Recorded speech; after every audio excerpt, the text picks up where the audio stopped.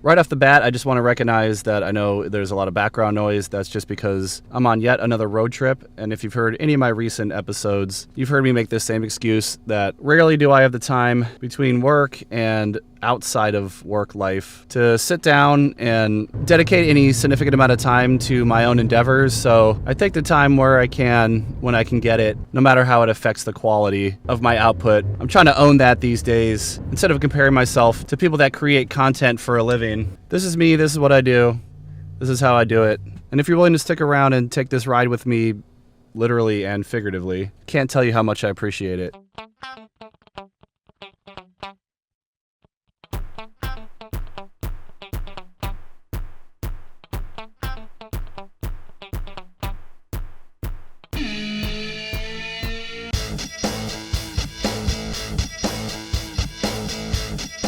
Hey, how's it?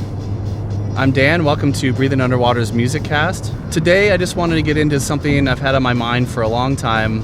Just want to get it out of my system, and hopefully you can relate to this a little bit or not.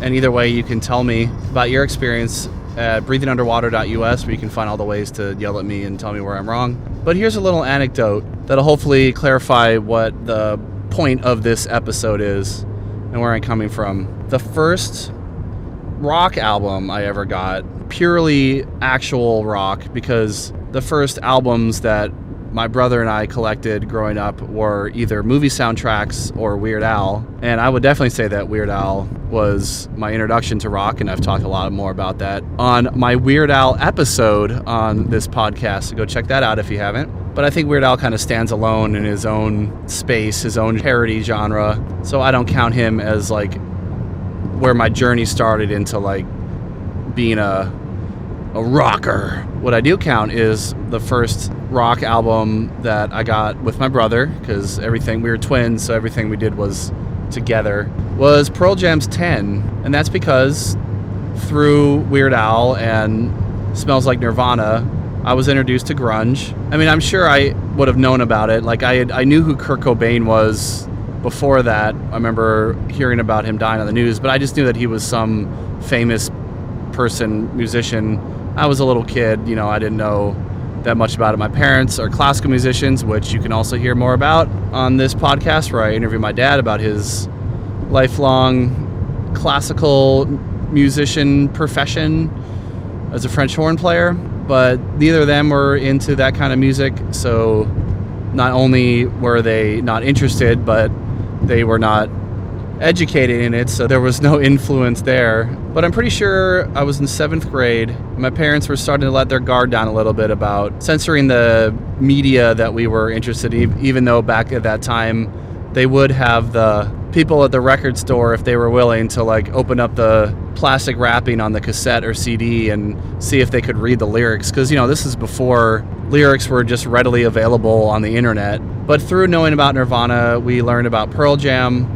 I'm sure we had some friends at school, and grunge and alt rock were big on alternative rock radio in the DC Baltimore area where we grew up at the time. So yeah, even though Nirvana was like my first big awareness of like a big grunge band, which I think is true for a lot of people of my generation, 10 was the first album we ever bought, and I remember liking it just fine. And then eventually we got Versus and we got Vitalogy. For whatever reason, I never got to see Pearl Jam live, but I definitely would group them as one of my favorite early artists when we were getting into this stuff. It was the big ones, because again, we didn't have any like insider exposure. We were just going from whatever was like pop culturally well known, and seeing like band shirts in Spencer's Gifts back in the day when we bum around the mall. Yeah, people used to do that back then to be social. It was like Nirvana, Pearl Jam, STP, Soundgarden, Alice in Chains. That was really our entry point into that brand of music, and who we became and what we're interested in now. So for as much as I held Pearl Jam up as one of my favorite bands for a lot of my youth, the older I got, even by like late high school, or maybe it was early college when Yield came out, I remember not getting it and not being interested to get it, because I thought No Code was okay, but not really what I was looking for in Pearl Jam. It was a lot less rockin' and a lot more I don't know, just kind of like loose and unengaging compared to the harder hitting, more angsty stuff that they used to do. And at the same time, of course, I was like huge into nu metal and hardcore. So sticking around with Pearl Jam just felt a little passé, you know, as a late teenager, young adult. And I'd always kind of circle back and check out Pearl Jam here and there, see where they were at. I remember in late college, their self-titled came out, and I was pretty into that at the time. But as the years went on, I just found myself less and less interested to listen to Pearl Jam. I had my favorite albums, especially Versus, but there's only a few songs here and there that I really wanted to listen to. I wouldn't listen to the whole album from front to back like I did with a lot of my other favorite artists, or if I put on an album, I was going to listen to the whole album. Sometimes I just wanted to hear like Animal from Versus, and you know, that was it. So more recently, I was just thinking about Pearl Jam, and I was like, you know, I think maybe I might want to go listen to some Pearl Jam. And I sat down and looked at the records that I had, and I was like, I don't really know where to go with this. There's nothing that really stands out to me that like I really want to listen to. 10 really kind of dropped off for me, maybe because so much of it is overplayed still on the radio and is so iconic, or maybe because their stuff just for a while got a little wilder and a little bit more unhinged, and I found that to be more engaging. I don't know, but 10 I've returned to really the least over the years, even though I know for a lot of people it's like their seminal album, and like me, for a lot of people it was their entry point into like grunge and rock and alt rock and maybe even like moving towards metal like it was for me and my brother. But I've never disliked Pearl Jam, and I've never like felt that it was a mistake or anything to be into them like some artists that I might have tried to get into at some point. Kid Rock, I'm sorry. But I did try to listen to Versus again, because I've always in my head held that up as like my favorite album, or maybe or their best album. And again, like there was only a few songs on it that I was like really into, like Go and Animal and Review Mirror, but other songs that are like really overplayed, like Dissident and Daughter and Elderly Woman Behind the Counter in a Small Town. Those are all really good, but I don't know, it just didn't really do much for me. And I realized that like, hey, maybe Animal isn't my favorite album of theirs, like I had just always assumed, but hadn't actually double checked in a really long time. So then I put on Vitalogy just to kind of compare and contrast, because it was their next album, and I was like, yes, this is just great. Any way you slice it, like there are some hugely overplayed songs in there, especially Corduroy and Better Man, but like Spin the Black Circle, and I'm probably getting the name wrong, but like Already in Love. It's one of those albums where like every song is unique and distinct, and it's weird. I mean, it's got like bugs on it. So yeah, that's when it hit me. I was like, wow, Vitalogy is my favorite Pearl Jam album. And I just never thought that. I know this isn't like a big deal or a big revelation or anything that one album over another is my favorite, but I'm assuming that there are other people out there like me when it comes to a band that has had a lot of output, especially bands that are very either nostalgic and or very, you know, foundational and formative for us, and you have a soft place in your heart for them no matter what shenanigans or cringy stuff they do or the music they put out that just doesn't live up to what we always liked. Like, I'll still say that Deftones is one of my favorite bands, even though I haven't actually loved one of their albums for almost, God, like 20 years. That sucks. Anyway, but that got me thinking though, what other artists are there that like I'd say are some of my favorite artists or artists that I really love, but I actually only really like one album of? And I'm going with albums here and not just songs, because I mean, it'd be easy to say, I mean, there are bands that I only like one song of, and I don't think that that's really that interesting or noteworthy. I think that's true for a lot of people. They're like, oh, that's a good song, but I don't really like the rest of that band. Like, there's one Godsmack song that I actually like, which is Sick of Life. But the rest of Godsmack, I just want to smack them out of ever having to hear them again. But when it comes to albums, I know albums aren't really important anymore in the current musical landscape, even though they're still very much staple of rock music. But I think there's a lot of songs that are great on their own, but when they're part of the flow and structure of an album, it not only makes those songs better, but it also makes the songs around them better and makes the whole album experience better. I just think albums are a really legitimate form of musical output, especially when it comes to rock. And yet, I have a pretty big list as I thought about it, of albums that stand out to me of bands that I otherwise am really not that into. So let's talk about some other albums that kind of fit into this criteria for me. And again, I'd be really interested to hear if you have any kind of similar experience for yourself when it comes to albums that you think are phenomenal by bands that you otherwise are meh towards. But I do want to clarify, though, that even if I'm not really into most of what the rest of these bands do, that doesn't mean that I don't like the band otherwise, because I am going to be mentioning a lot of greats here and some bands that I've already talked about, like Alice in Chains and STP. I do love these bands and I respect them, and even if some of their like not as favorable material comes on, I will listen to it. I do respect it. I don't try to tear it down or anything or dismiss it as, not worthy or not valid. It's just when it comes to actually spending my time listening to stuff, all this is really all about is just like, if I'm going to listen to a certain band, is there one particular album that stands out above the rest that I actually want to put on and like be absorbed into? And when it comes to, like I mentioned, Deftones, like their first 4 albums, I can do that for any of them.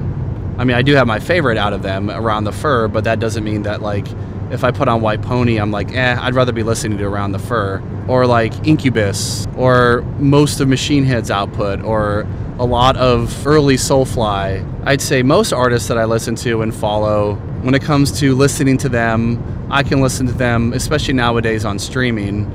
I'll put them on shuffle and not really worry about it having to be one album or another. Or if I do want to listen to an album, a lot of times I'll listen to one of their albums and then listen to another album and then another album by the same artist, because I get inspired to like go back down the rabbit hole and, compare and contrast and everything. But with this specific list that I'm going to get into, just like Pearl Jam and Vitalogy, I really don't think moving forward I'm going to be sitting down and listening to Yield from front to back anytime soon or be compelled to. I don't think I'm going to want to listen to Pearl Jam as an artist as much as I'm going to want to listen to Vitalogy as an album.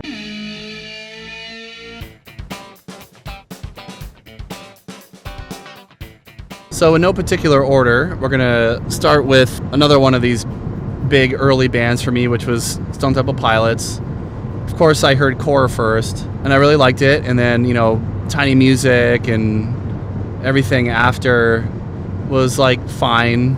But Purple is so great. And of course, there are a few songs on Purple, like Interstate Love Song and Vaseline, that are hugely overplayed. But when I listen to them on the album, if they come on the radio, I'm like, God, not again. But if I listen to the album, it fits perfectly. And I think that really shows what makes a great album. And I would say the same thing about the songs that I just mentioned on Vitalogy, like Corduroy and Better Man. I cannot listen to Better Man by itself ever again. I've heard it so many times. But I'm not going to skip it on Vitalogy because it fits in with the flow and dynamic of the album, and it makes me appreciate it more listening to it on the album. And same thing for like Vaseline. I love that song and it rocks so hard. I just don't want to listen to it by itself. And there's so many little things that I love about Purple. I could go on forever probably about all of these albums, but Purple is just like a creative tour de force of what they were able to accomplish. And if you know anything about their history and how turbulent it was, it's amazing that any of their albums, but especially this one, like came out as good as it did because of how difficult and challenging and challenged Scott Weiland was. It rocks, but it also has a lot of soft moments. It has so much personality. It's produced so well. It sounds so good. It holds up so well. Purple is my STP go-to. Now I know this is blasphemous because I think most like real Alice in Chainsers would probably say like Facelift or Dirt, and I know that those are seminal albums and they're really important to a lot of people, and they're definitely more metal, so I think that's why a lot of like metalheads really like Alice in Chains, because of how like more metal tinged they were than a lot of their grunge counterparts. But honestly, I heard Rooster and Man in the Box and stuff, of course, probably before, because they were on the radio more. But I remember being in like maybe 7th grade, maybe 8th grade. I don't remember exactly how old I was, but I remember having a friend that was a grunge kid that I really looked up to at the time. He had long hair and he had band patches on the pockets of his insulated plaid jacket, and it's kind of the template of like the aesthetic that we were going for at that time. And I remember him saying something about like how shocking it would be if he just played grind right now in the middle of like shop class, that we call it tech ed back then, but where we work with like band saws and stuff, and he would bring up grind a lot. I would humor him because I'd be like, yeah, that'd be awesome, but I didn't know what he was talking about because I didn't have that album yet. So I finally got the self-titled Alice in Chains album, and I mean, that album is just so phenomenal. It's so hard for me to go back and listen to any other Alice in Chains albums without comparing it to their self-titled. And again, it's amazing how good it is and what Lane Stanley's performance he was able to give because of what he was going through with his addiction at the time. I just saw a video recently about that. I didn't realize he was so far gone even at that point. But the self-titled album, it's got a little bit of everything, and I think it's like Alice in Chains bringing all of their elements together, but also fine-tuning their songwriting better than ever, because a lot of songs to me on Dirt especially just really kind of drag on and meander, and I know that's part of like what they were going for. It's the very like kind of like heavy acid rock, but there is a looseness but also a tightness, because you have songs like Again and Grind that are just like really great tight singles, and Heaven Beside You. But then you have like Sludge Factory and some of like Over Now and stuff that just kind of like, it's more proggy, and it just has it all. That outro on Sludge Factory is one of my favorite outros ever. Like, to me, it's up there with The End of Blind as just like a great kind of like, this song could be over, but nah, we're gonna keep it going. And I love the aesthetics. Like back in the days with the CD jewel cases, I think it was neon green, but the booklet was like purple, and it just had this really fun aesthetic with like the three-legged dog, and like I think had like a guy on the inside that I remember he was deformed in some way. So it was a lot like Silverchair's Freak Show with like the Freak Show kind of aesthetic stuff. I will always be able to like rock out to Them Bones or Damn That River or something, but I get kind of bored when I'm trying to listen to older Alice in Chains. But I can start to finish listen to self-titled anytime. It's so hard and subjective to talk about music and give adjectives, but it's so freaking good. Another one a little bit late in this era, but kind of from this era, is One Hot Minute by Red Hot Chili Peppers.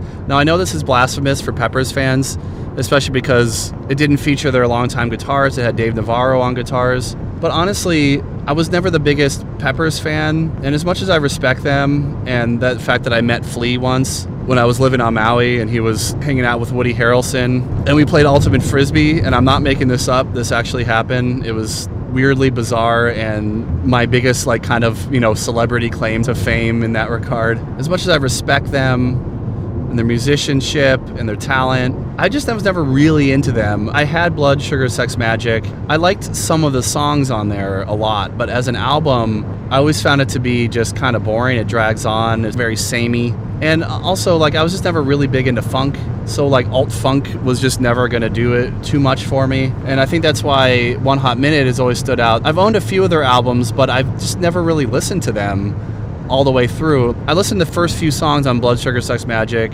I listened to like Higher Ground because I had it on the X Games soundtrack, which was one of my first compilation CDs that I ever got. That's how I discovered Korn, because Blind was on there. I love Roller Coaster from the Beavis and Butthead soundtrack. So I like individual songs here and there, but the only album that I could actually listen to all the way through, and I've confirmed this later because I've gone back and tried to listen to more Peppers, some of their newer stuff, older stuff, but One Hot Minute, there's something about it, the songwriting, the feeling, the atmosphere, and I think part of it is because Dave Navarro brought in sort of some fresh perspective. I know he's not everybody's favorite, but I love that album. There's just something about it that really works for me and works for my sensibilities. I think because it's more alt than funk. It's very much an alternative rock album with some funk elements, but it's also got some weird stuff. It has like P, and it's just kind of funny.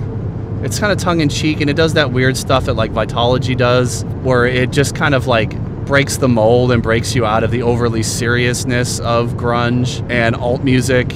It's more playful. So yeah, I wouldn't really call myself a Red Hot Chili Peppers fan, but I love One Hot Minute. So come at me. I don't think this one's going to be a huge surprise, though I would call myself a Smashing Pumpkins fan in general. I do, of course, like one of the first Pumpkin songs I heard was Today, but also Tonight Tonight. It was pretty early on in my, getting into rock music career when they played at the MTV Music Video Awards, I think it was. They had the whole orchestra, and I was just really blown away by the epicness of it. And then when I finally got, I think it was my aunt for some reason actually had Melancholy and Infinite Sadness, and she gave it to my brother and me when we were in middle school. And what can be said that hasn't been said about that album? I'm sure some people feel like it's overly long and indulgent in things, but to me it's just one of the greatest examples of an album needing to be an album and needing to be a double album. There's so much going on, both musically and aesthetically, sonically. I just absolutely adore that album, and every time I listen to it there's something new that I can get out of it, because sometimes, like when I was younger, I was into the heavier stuff, but now I'll go back and listen to it and really appreciate some of the more like tender moments, or the more experimental, or the more spacey. I just love how it is an alt rock album, but it kind of defies genre in a lot of ways, because it combines so many different elements of things and sounds and different unexpected things that you wouldn't expect from an album, especially like a shoegazy-ish kind of band that they started as. And yeah, I went back and listened to Gish and listened to Siamese Dream, and I tried to stick with them. I bought Adore, I think, at the time. And then when they, fell off and then kind of came back, I remember Dave, my brother, got Zeitgeist.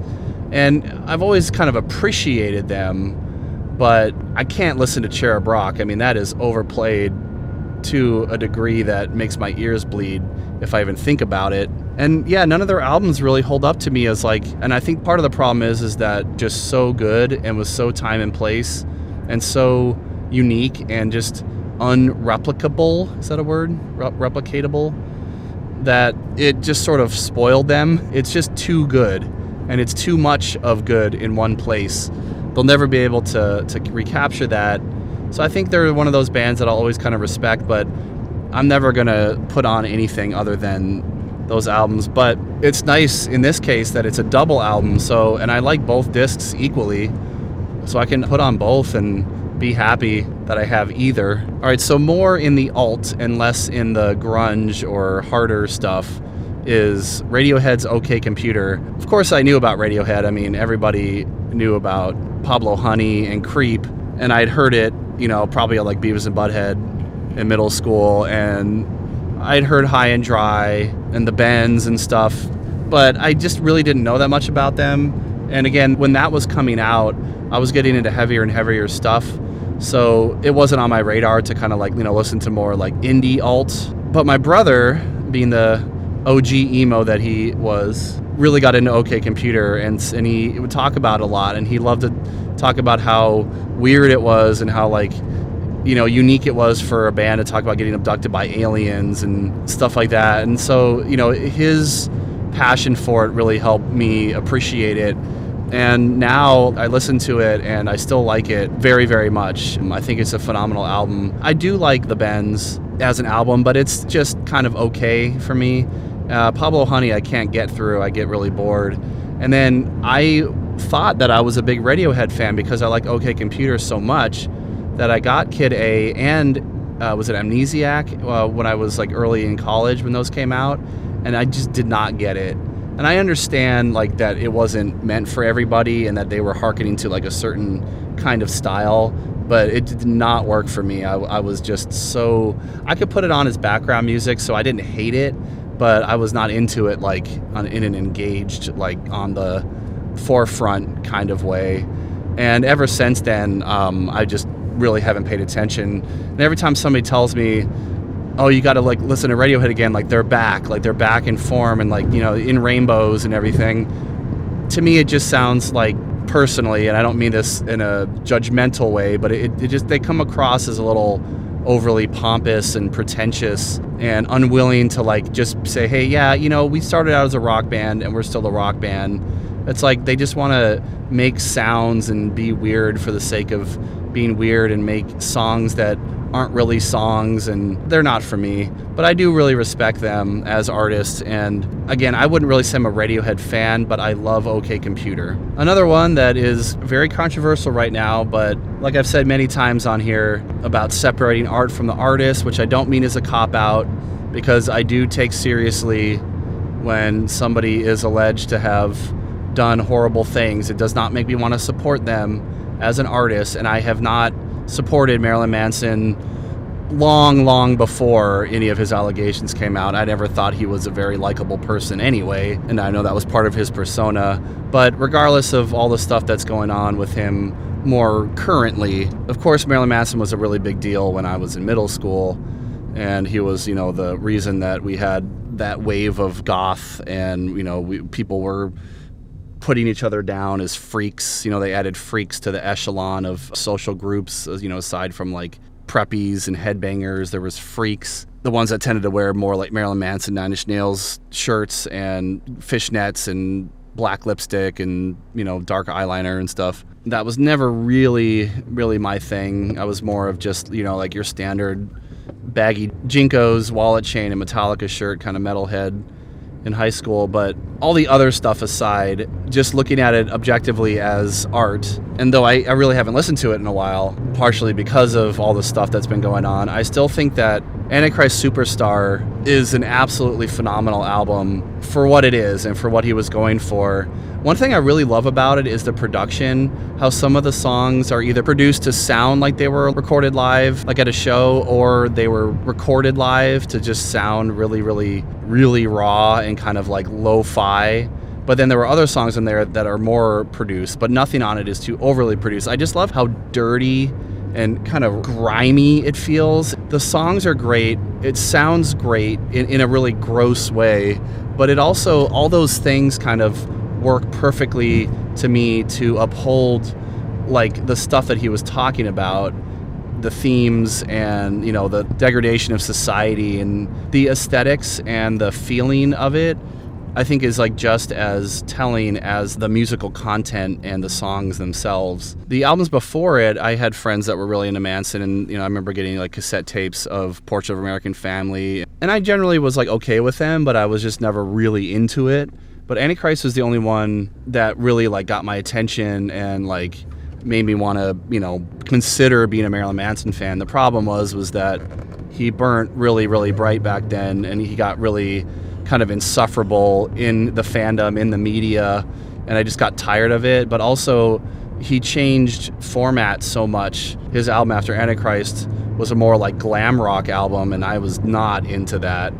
And I'm still not. And I went back at one point several years ago and just listened to his entire catalog just to kind of see if I missed anything or if I was incorrect about Antichrist being his best album. But it only reaffirmed from the beginning all the way through his newer stuff. I was like, ugh, this is the only album that I would ever really want to listen to, and it has his just best songs on it. And then on the production side too, that was only reinforced for me too, because as his stuff went on, I feel like his stuff just got, on the production side, got sleeker and more overproduced, and it took away from the kind of like feeling and aesthetic that I know he was still going for, because he wanted to be a shock rocker. He wanted to piss people off and gross people out, but the music after a while it sounded so kind of generically like kind of hard rock that I was just never able to care. And lastly, I talked about Avril Lavigne more in depth in my last episode about unexpected masterpiece albums, which I think couples really well with this episode because they're both about standout albums. But I won't get into all the Avril stuff here. But in short, Avril,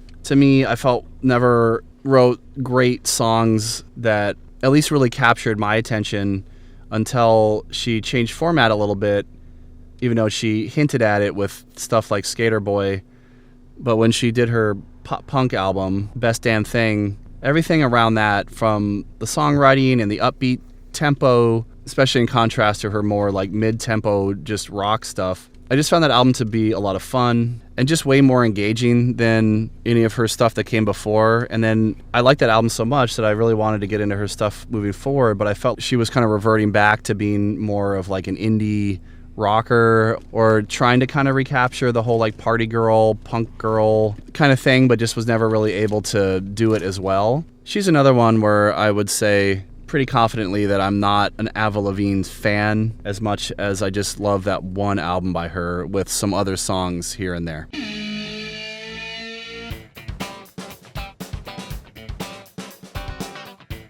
I don't think it's a coincidence that most of the stuff on this list was from generally a certain era of the 90s, because it's when albums were the main way that we would consume music. It was before iTunes, single downloads, and then streaming took over, and now we have like artists' entire catalogs available and we can just put it on shuffle. And even though most bands are still putting out albums, they just don't have the same cultural event staying power that they did back before the 2000s. And so that's probably also too why I just haven't been as involved in paying attention to the quality of an album compared to other albums with bands in the past like 20 years or so. So I'd love to know what you think, what you would add to this list, or if you think I'm way off base here and everything by every artist that I mentioned is at the same great level.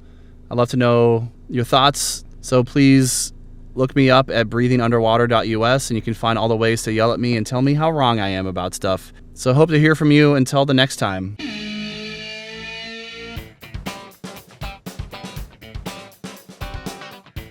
For this episode's song pick, I'm going to do a little more shameless plugging of my band After We Praey, which is Praey. So that's after we Praey.com. And a few episodes ago, I played a song that showed off more of our new metal side of our new grunge sound. But since this episode was more focused on the grunge and alt-rock era, I wanted to take this opportunity to present another one of our songs from our debut album that shows off more of those grunge and alt influences. So this is a song that was written, and the vocals are done by our former bassist and vocalist Annie, who is no longer in the band. But it's a thoroughly heartbreaking and appropriately grungy song from our debut album, Drop, Cover, and Hold On, called Withered Rose.